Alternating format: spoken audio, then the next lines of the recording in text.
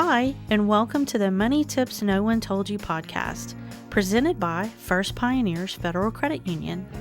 Here at First Pioneers, we're passionate about helping not only our members, but our community becomes financially successful. That success often starts with basic knowledge, things like knowing how different account types work, to understanding terminology, or even tips that make your life easier. The more you know, the more success you will have as you handle your money and your finances. Let's get started. Hi, I'm Heather, Marketing Director at First Pioneers Federal Credit Union, and today we want to talk about what could be a difficult topic for some. This is about conversations adult children need to have with their parents. Look, no one wants to think about their parents aging, but the sad reality is there will come a point in our lives where our parents may need our help through that next stage of their journey. Our parents have been our caregivers. They're the people who taught us, which makes it really difficult to reverse those roles and be the ones making the decisions for their care and their future.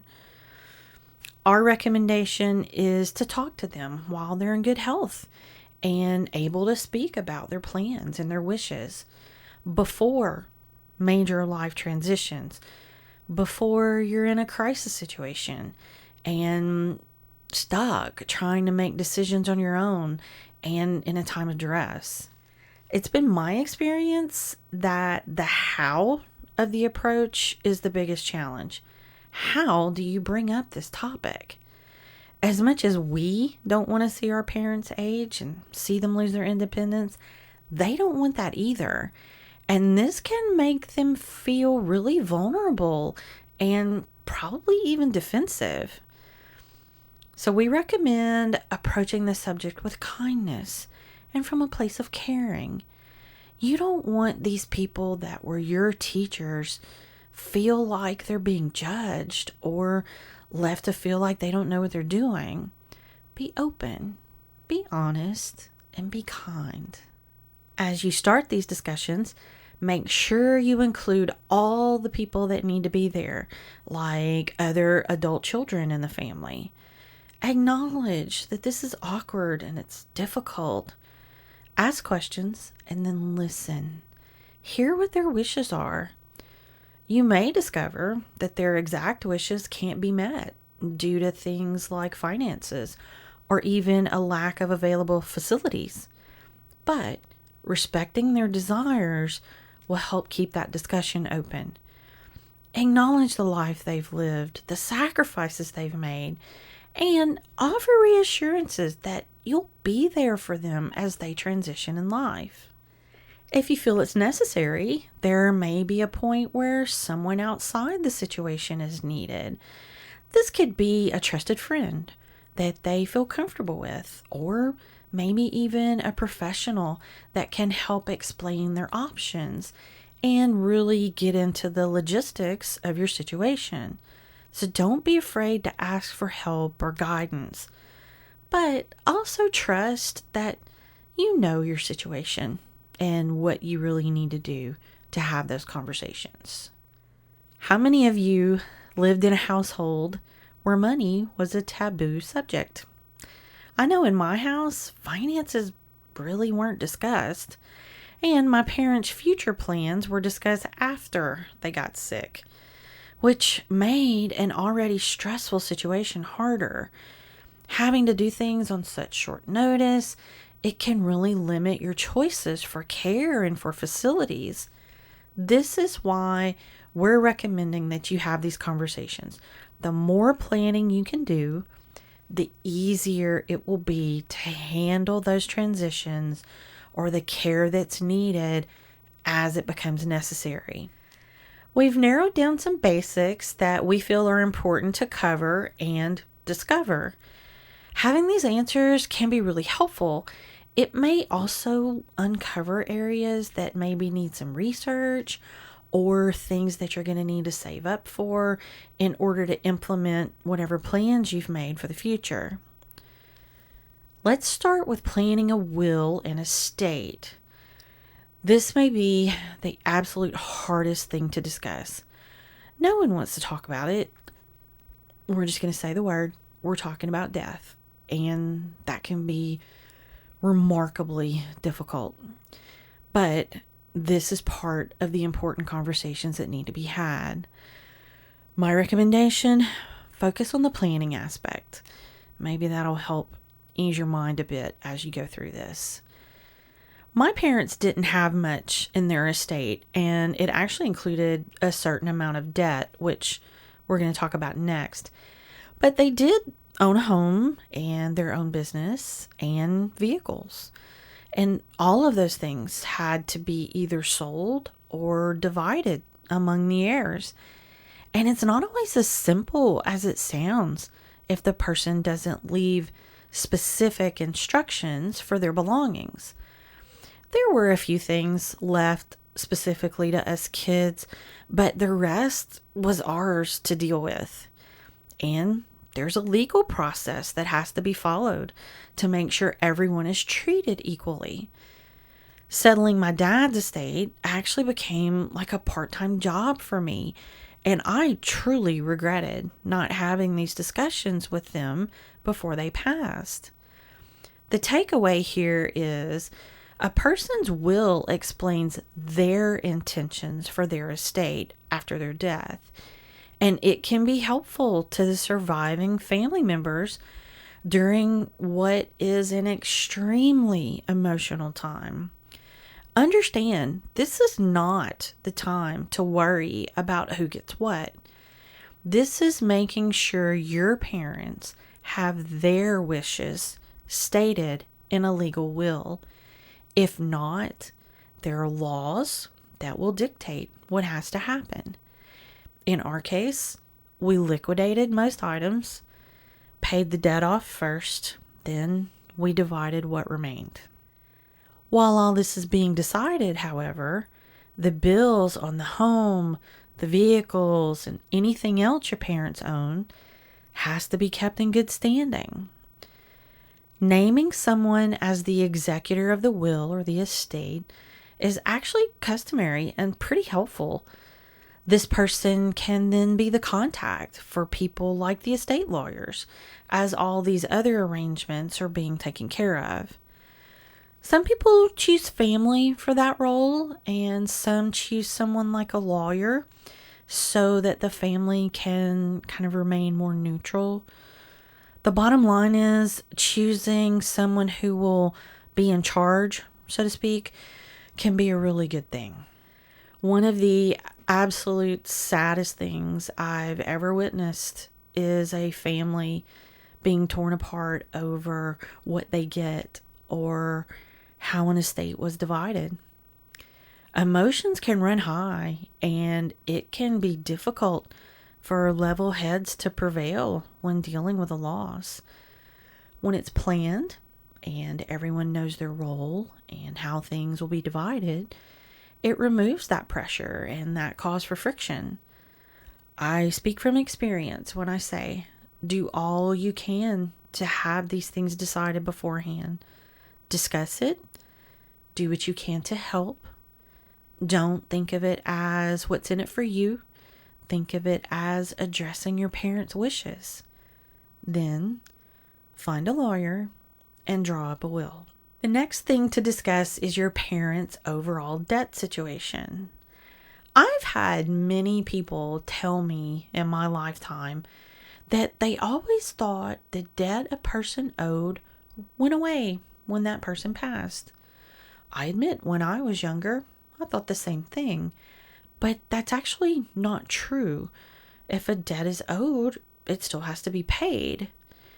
Now, with my parents, they always seemed to have their finances well in hand, so I really never thought much of it. And then both of them passed, and I kind of found out the hard way what all that really meant. My parents didn't have a huge amount of debt, but there were things to deal with. Some were as simple as paying bills while you work through the will and the estate. The electric bill or water bill on their home will come due. Insurance on a vehicle will need to be paid, and it can be as simple as those bills, or even more complicated if there are outstanding loans or lines of credit. Think a mortgage or a car note. So knowing where they stand can make a world of difference. Like I said previously, you want to keep these accounts in good standing. If not, you may be faced with a whole new set of challenges to get those accounts cleared up and closed. If your parents have debt, consider putting plans in place to pay some of it down and get them in a better financial situation. That can make things better for everyone. Less debt is always better, no matter what. We mentioned assisted living a minute ago, and there may come a point where that's something that has to be considered for your parents. And this can be really difficult to accept. I mean, for them, they're leaving their home and their independence, and it can be hard to admit that they need something like that. If this is the choice that you make, there are several things to consider, like the cost involved and how do you handle the home they're moving out of? Will it need to be sold? Do they have pets that need to be cared for? What about their vehicles? Do those need to be sold or someone else use them? Of course, that may change as time goes by and your circumstances change, but a base plan on how they would like to see that happen could be a really great place to give you a head start. I can't tell you how many parents I've heard say that they don't want to use their life savings on something like this because they're concerned that if they do that, what will they leave for their kids? I think it's important for everyone to understand that this is about them. This is their money. This is money they worked for, and it should be used for their care and their quality of life. That's why this planning is so important. Putting that plan in place as a guideline for their wishes, just to make this process easier. Now let's move to the last part of that section, which is long-term care. You hope that your parents will be able to age with minimal health issues, but the possibility of them needing long-term care does need to be considered. Long-term care insurance can cover things like nursing home stays, assisted living, like we discussed earlier, even in-home caregivers, and things like home modifications. Without insurance, however, it can be a huge expense. Dave Ramsey tells us that on average, Americans spend $172,000 on long-term care. And the average cost in the United States for just 1 month in a nursing home is right at $7,700. Medicare, Medicaid, healthcare, and disability insurance are not helpful for long-term care. So, if they don't have long-term care insurance, it may be worth looking at. Look at all their insurance coverages and then consider what may need to be adjusted, if anything. All too often, you see families taking on the role of caregiver, moving their parent into their home and the like. And this may work for your family and be the way you want to take care of your parent. But for many, it can take a major toll mentally, physically, financially. Having this discussion could help you know what all your options are and make it a little easier to determine your best course of action when the time comes. Lastly, discuss their life or burial insurance policies.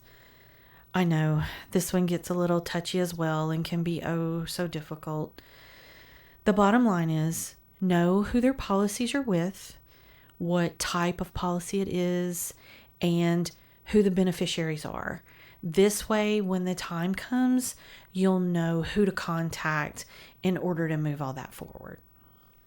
A little bonus tip for you guys today: know where your parents keep their account information. Being able to access a list of their accounts, who they have accounts with, how they're set up, can be a real time saver.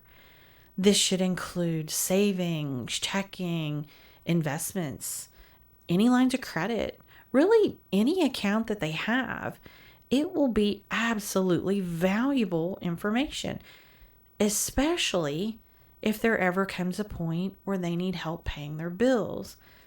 This will help you make sure they don't fall behind on any of the bills. It can also be important when settling an estate. There won't necessarily be a list of accounts included in their will. Now, if they used a financial advisor, you could contact them for help on those items. But if there's not a list, maybe help them create one. Make sure when you do that, include any usernames and passwords. It won't do a lot of good to have that list if you don't know how to get into the account. So make sure you know where all that information is. The reality is these transitions can happen quickly and take you by surprise. Even if you know it's coming, it's still a stressful time. You may find yourself not thinking clearly or forgetting things. The more you know and have planned, the easier it can be to move forward in a way that meets not just the needs of your parents, but follows their wishes as well. Keep in mind, if you need help in these conversations or in the planning, reach out. Financial planners or advisors can help guide you in the right direction. Here at the credit union, we're happy to guide you to the resources you need if you're struggling with where to start. Family, friends, or counselors can be a wonderful source of strength through all these awkward discussions. Know that everyone's situation is different, so there may be more or less for your family to discuss. Some families will have multiple investments or a business or multiple homes. Keep that in mind and do what you need to do for your family. The key takeaway here is to approach this with love and kindness. Ask questions. Ask them what they're proud of in their lives and in their money journey. Ask them what they recommend you teach your children. Learn what their wishes are for you. The truth is, these conversations can be awkward and difficult to have, but the real heart of it is not about money. It's about them. It's about the legacy they leave. It's about taking care of them and having the best plan in place so that you can do that. So talk, but listen more.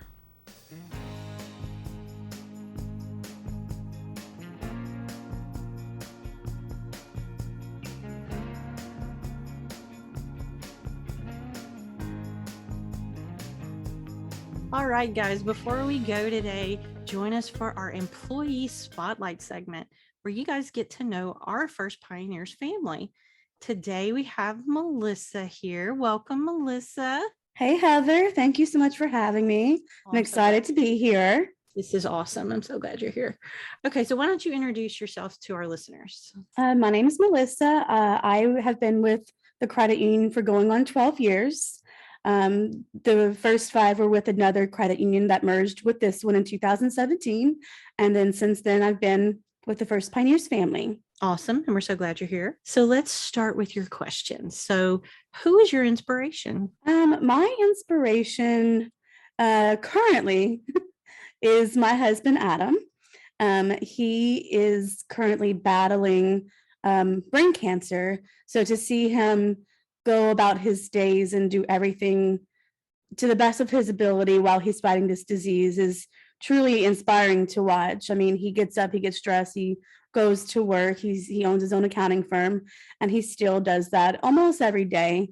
But it is something that is a constant struggle for him, but he's doing really amazingly. And he's really inspiring to kind of strap your boots on and get up and face of the day, regardless of what you're going through. Wow, that is so incredible. He inspires all of us. He really does. Yeah. Okay, next question. What are your hobbies? So most of my hobbies kind of circle around all things true crime or paranormal. However, I just recently, like in the last year, I started a nonprofit for, well, in honor of my husband. It's Adam's annual Brain Fest. Last year was our first fundraiser that we did. We raised almost $22,000 for the National Brain Tumor Society. It's something that I'm trying to do more events annually, but we're in the process of planning our next fundraiser coming up in July. That's awesome. I can't wait to see what y'all do next year. Last year was so much fun, so I can't wait to see next year. It was a lot of fun. Okay, so last question. What TV show are you binge watching? So, I mean, I already said I watch everything that's true crime or paranormal. Okay, so don't laugh or judge, but I'm actually currently watching The Osbournes Want to Believe on the Travel Channel on demand. It's exactly what it is. It's Ozzy, Sharon, and Jack do this show where Jack is trying to get his parents to believe in the paranormal, or and he shows them clips, and I'm kind of here for it. It's mindless TV, and after stressful days, you can just kind of turn your brain off and throw yourself into it. Okay, that one sounds fun. I might have to check that one out. They got a shameless plug there. So, yeah. Well, thanks so much. We appreciate you being here today. We've really enjoyed visiting with you. And to all of our listeners, make sure to join us next time for our next Spotlight. Thank you so much for joining us today. You've just watched our YouTube version of our Money Tips No One Told You podcast. There is also a blog version on our website at firstpioneers.com. You can always find us at any of our branches in Lafayette or New Iberia, Louisiana, on our website or on any of our socials. We're here to help you in any way that we can, and we really appreciate you watching. See you next time.